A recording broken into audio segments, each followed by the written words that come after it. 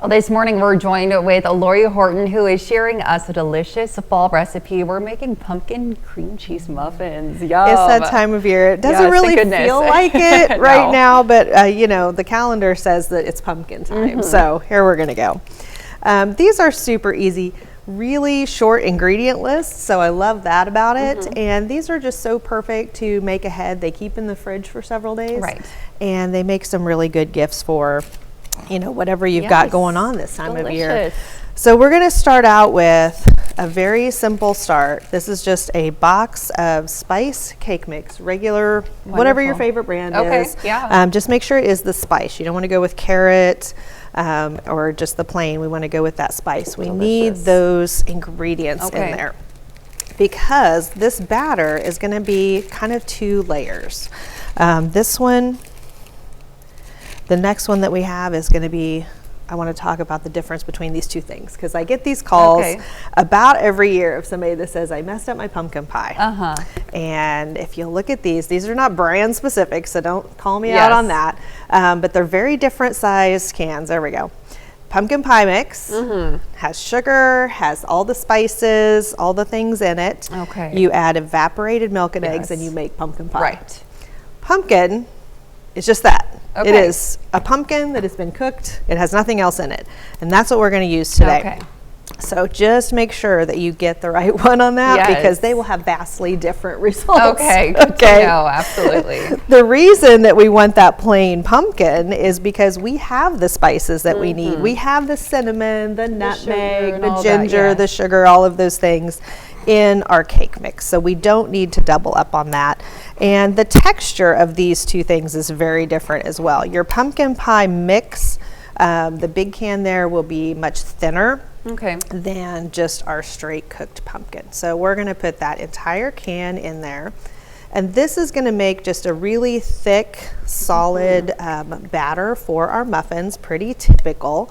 But that's it. We're not going to add anything else to this. We're not going to add any eggs. We're not going to add any oil, any of the cake things, because we want this to be a really nice, dense muffin consistency, of course.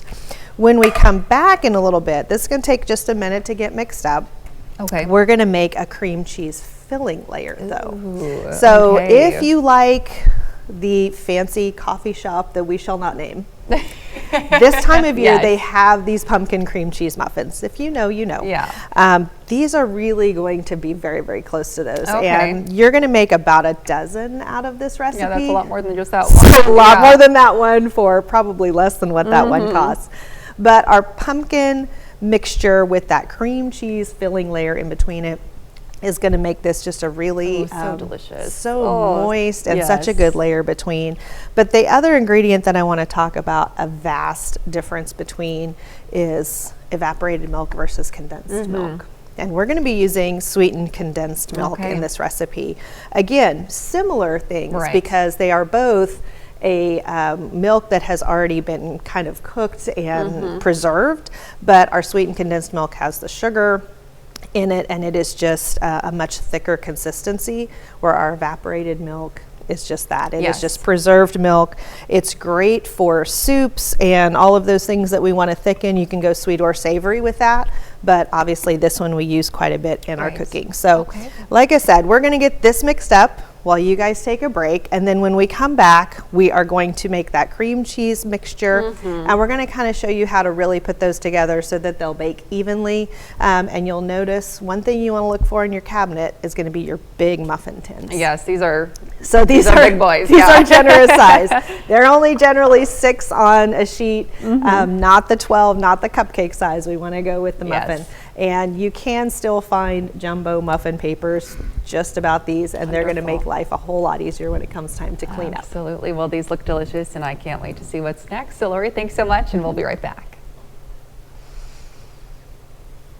Welcome back. This morning, Lori Horton has been sharing with us her recipe for these delicious pumpkin cream cheese muffins. So we went and we made our muffin mix. So what's left to do, Lori? So we've got to make that cream cheese filling, which is really what is going to set these off. So we started out with very simply just that whole box of spice cake mix, and then a full can of pumpkin puree, pure pumpkin.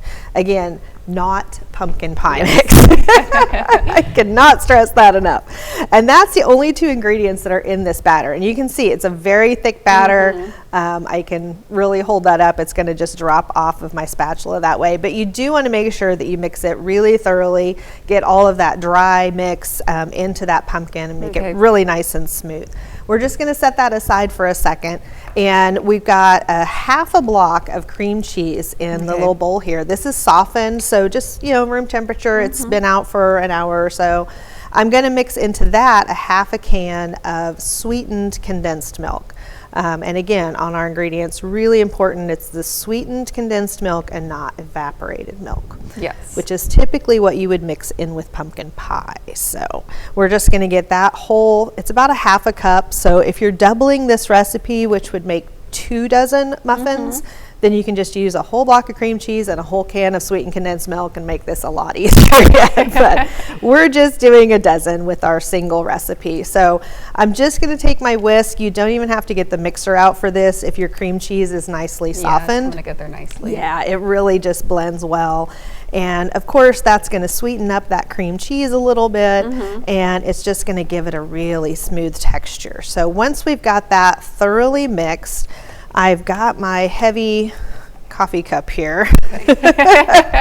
This works so well for soft things like that. And I'm just going to put this into a piping bag. Now you could use like a freezer bag. Oh, sure. A gallon size or quart size freezer bag, of course, with this that. This is easy, a great tip. It's free, really. It really is. And nothing in the bottom because we're just going to clip the end off of that. So nothing to wash.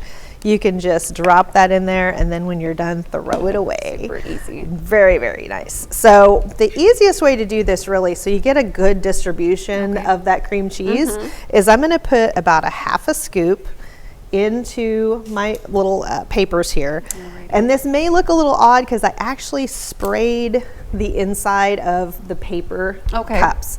But with a really dense muffin batter like this, you do lose a little bit in the bottom if you don't spray them. So make sure you just pop a little bit of your baking spray in there.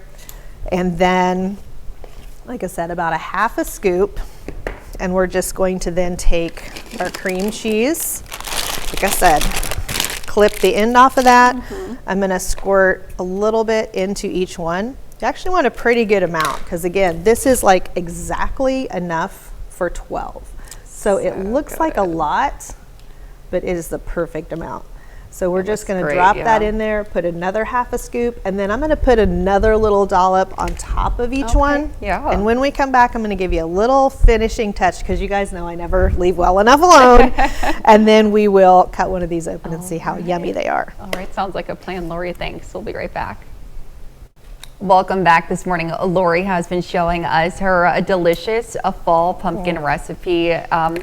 We have done a lot of work already, and these look great. It smells great in here. I'm like getting hit with all the cinnamon and pumpkin spices. And they're it's so not delicious. even baking yet. That's the beauty of it. Those pumpkin pie spices are all in that spice cake mix, so it just comes through. You cannot avoid it. It's so good. So I've just put that second half little dollop of our pumpkin batter in there, put that extra little dollop of our cream cheese on top. I'll give you a little tip there. That works so well too. When you have to stop in the middle, you've got that cup, and these are heavy enough that you can actually set them aside. They don't just fall over. I love that. So for the topping on there, like I said, you guys know I never leave well enough alone. I've got just a little bit of brown sugar in here, probably a fat tablespoon or so. I'm going to mix in with that a little bit of just large crystal sugar. So this is just some, it happens to be nice little colors. It doesn't have to be, it can just be white. You can use just regular granulated sugar as well, but the larger grain sugar kind of stays on there. It leaves you a little bit of like visual, but it also gives it just that little crunch on top, which is so nice with that cream cheese. So all I'm going to do is take my skewer, which is with the back side. I'm going to swirl this a little bit, and that just kind of pats it out to the edges. Because as we said, it's a really thick batter. You don't want to kind of pull that around. You can pull it out of the pan really easily. So just hold those papers down for a second. Tuck that cream cheese into that pumpkin a little bit. Doesn't have to really go anywhere. Okay. And then we're just going to sprinkle that top with some of our brown sugar and crystal sugar. So again, what it does, if you'll see on my ones I baked last night, Right. you can kind of see the color sugar just a little bit, Yeah. gives it a little sparkle. And They're again, pretty. they You are. can see the swirl a little bit too. Yeah, the and with different that colors. brown sugar, it just kind of caramelizes a little and gives it that pretty nice crunch on the top. It tastes so good. And when you get to the point with these, now these I didn't add a lot of extra to the middle. I kept my cream cheese mostly to the top. But when you cut into them, you really see that separation between, and this is such a nice soft. It looks great. I'm going to yeah. fight with the camera here for a second so you guys can see it. But it's a really nice dense. It's so moist, so good. And then you just have that really creamy, crunchy texture on top. It's a perfect combination. And with the muffin size pan, what I did here, just to give you guys an example, because with the larger ones, we've talked before about thrifting pans to kind of gift your items. It makes it so nice, and there are so many out there very inexpensive. Right. This is just a little teacup and saucer. Perfect size to drop that muffin into. Yes. You could add a couple of chamomile tea packs on the side, or maybe your favorite espresso mix, whatever. And it's just a perfect little something to go and gift to a neighbor, maybe just somebody that you're thinking about. Absolutely. You know, a little kindness in the world today will go a long way. So I really invite you guys to try these. As I said, 4 ingredients, makes a dozen, double it up. Take them around the neighborhood and make some friends. Absolutely. Well, Lori, as always, thanks so much for being with us this morning. Happy to have you. We'll be right back.